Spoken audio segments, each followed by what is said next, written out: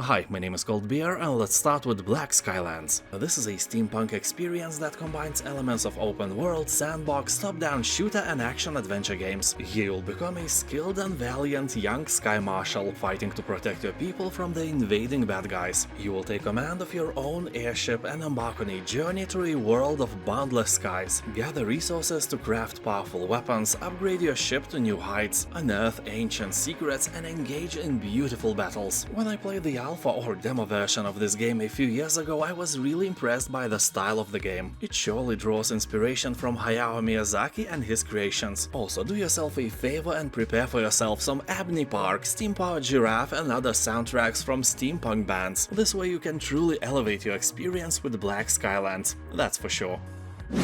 Age of Empires 4 Anniversary Edition. I'll say honestly that this part of Age of Empires doesn't feel like a new game. When I played it, I had a feeling that Age of Empires 4 is just a very modern remake of Age of Empires 2. Not a remaster, but a complete overhauling remake. So if you expect something actually new, you hardly will find anything, but the quality of the game is great. And this version of the game, compared to the original, has 2 new civilizations and 8 new maps. One of them is the mighty Malians of West Africa, one of the richest trading nations of all time. If you choose them, you will have to focus on strong economic power in mining and investing in gold, or assemble one of the longest lasting empires in history with the Ottoman civilization. Its well-trained military force features the largest gunpowder siege weapons available, the Great Bombards.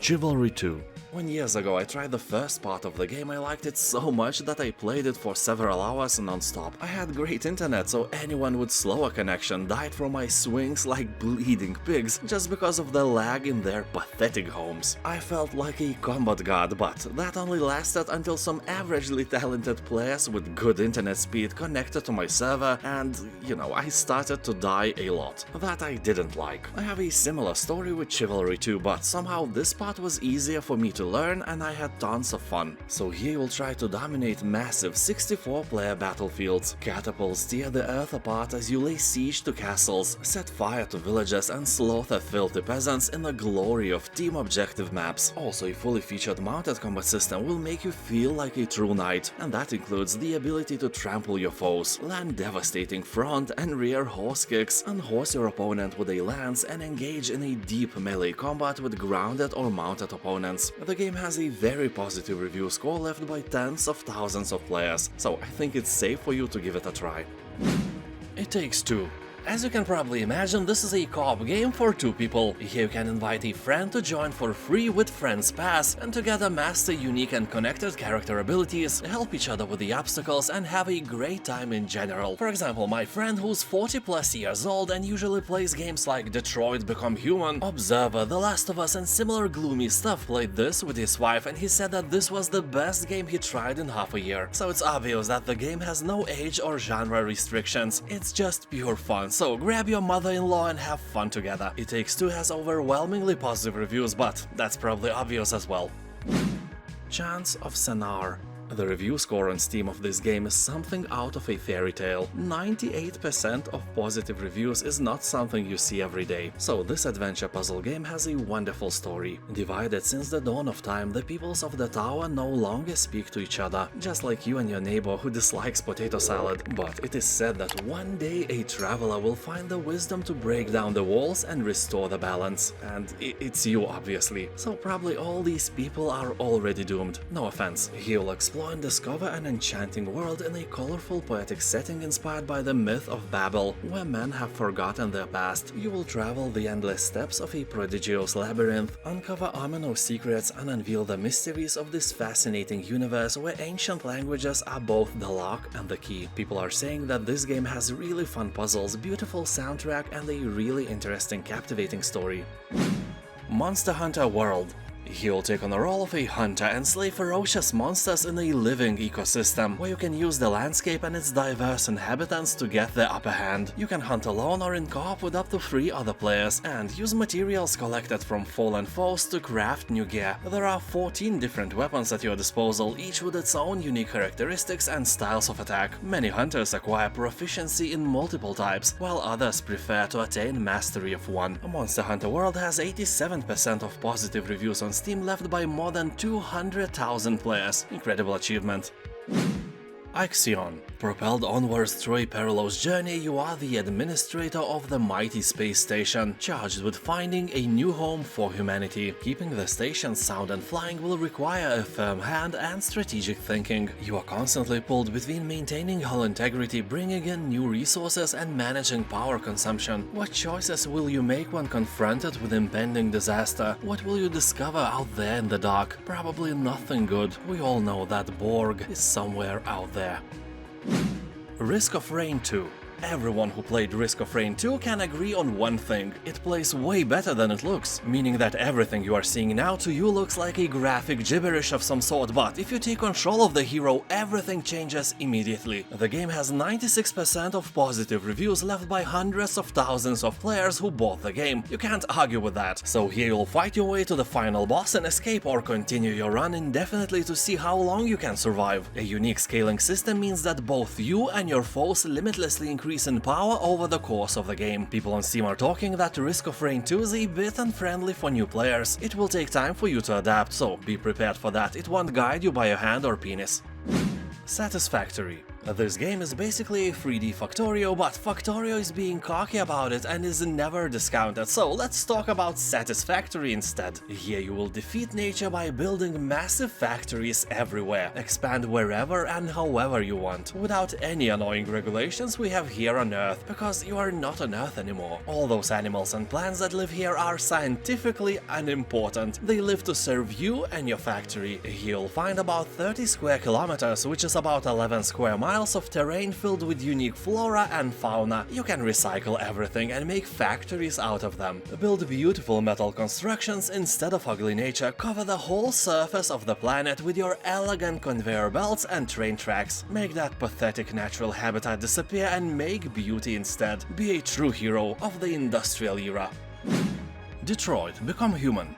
Here decisions will dramatically alter how the game's intense, branching narrative plays out. Your choices really matter, not like in real life. Basically, the whole game is built around your choices. You can't do anything here except to choose what to do in certain situations. Well, also you move around a little and search for clues, but that's kinda it. And every decision you make, no matter how small, affects the outcome of the story. And in this game, no playthrough will be exactly the same. You can replay again and again to discover a totally different conclusion, sometimes absolutely unexpected one. Well, let's be honest, you probably won't do that many times, but it's nice to know that the ending you got is really unique. Also, you can try the free demo version on Steam.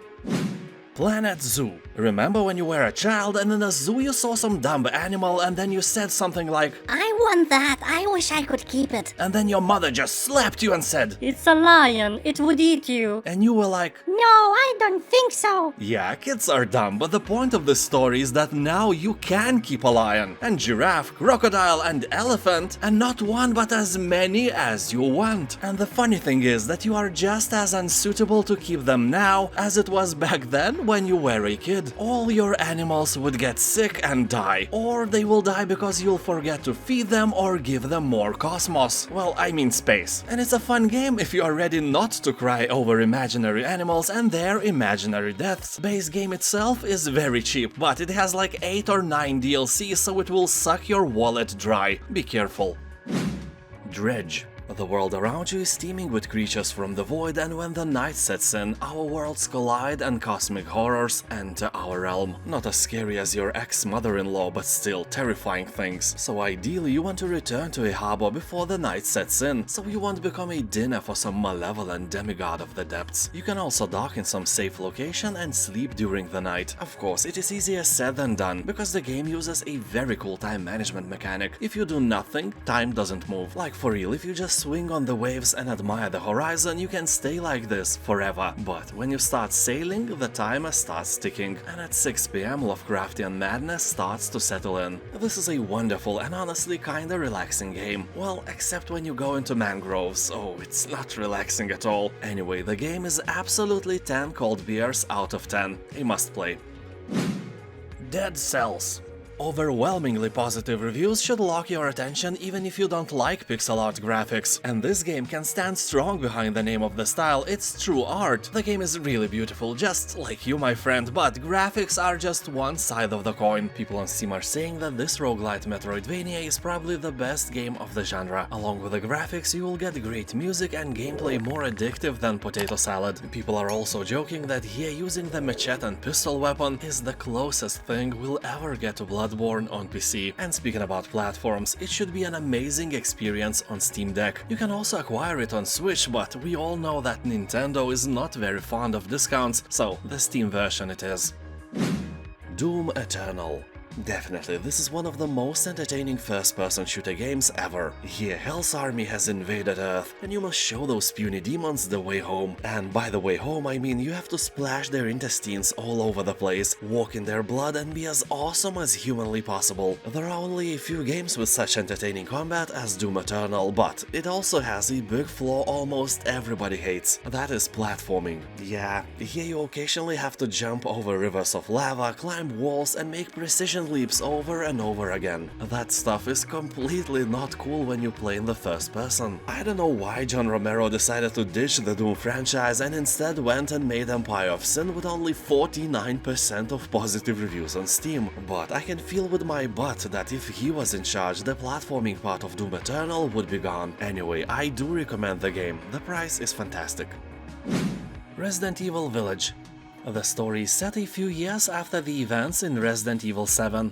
The all-new storyline begins when a man and his wife start living peacefully in a new location, free from their past nightmares and horrors. And just as they are building their new life together, then, you know, stuff happens. Otherwise, it would be a love story, not a fantasy story with horror elements. Village is one of the coolest games ever, with an atmosphere creepier than your neighbor-in-law. Wait, what? That exists? I don't know, I hope not. Also, this game is not a pure horror game as you can imagine. It's really not that scary, it's just creepy. And overwhelmingly positive reviews are here for a reason. This game is fantastic. Also, you can play the free demo version on Steam.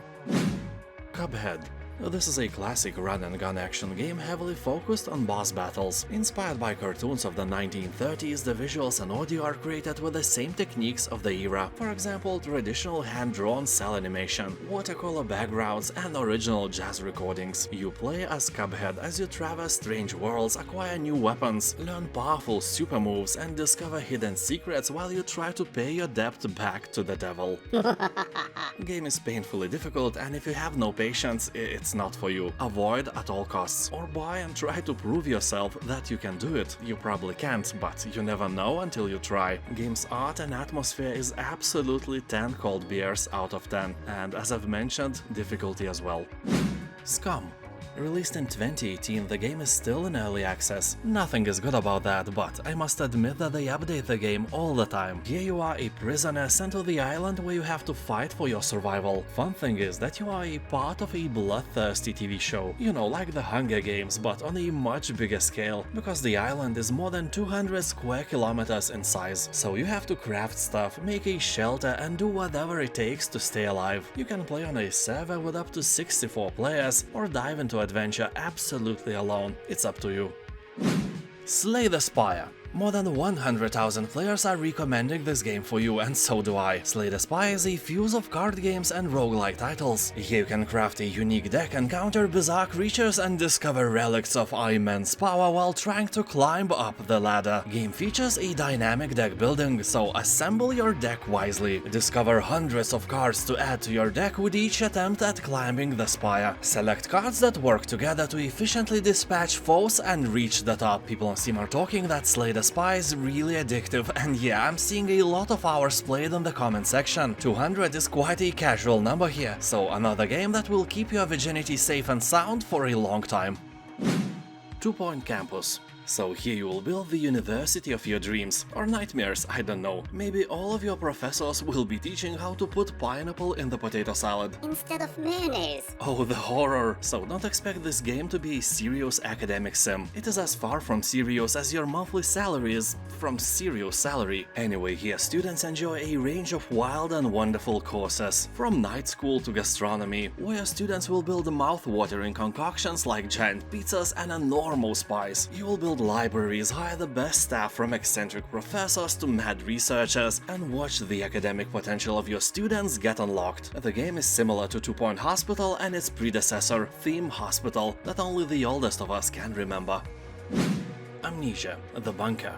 If you played Alien Isolation, then you know the drill here. There is a monster and it's chasing you. The bunker is a way smaller game than Alien Isolation, but it dwells on the same idea of an elusive monster inhabiting the same place as you. And if in Alien Isolation you found yourself in a giant space station, here you are trapped in a cramped underground tunnel net under the battlefield of the First World War. Don't forget that creators of Amnesia Frictional Games were the pioneers of horror games without weapons. Remember Penumbra? Yeah, that was a gem. So I have no doubt that developers of Alien Isolation took inspiration from the Frictional Games while creating their weaponless Xenomorph game. And now Frictional Games took inspiration from Alien Isolation's monster, and the circle has closed. The game is really fun, although after seeing the monster a few times, it becomes less scary. So it becomes really playable by various pussies like us. It's a wonderful survival game, and if you like the concept, you are up for a treat. And now, thank you for watching, and don't forget that in my channel you can find hundreds of videos like that with new ones released almost every day. Have a nice day and I'll see you next time. Bye!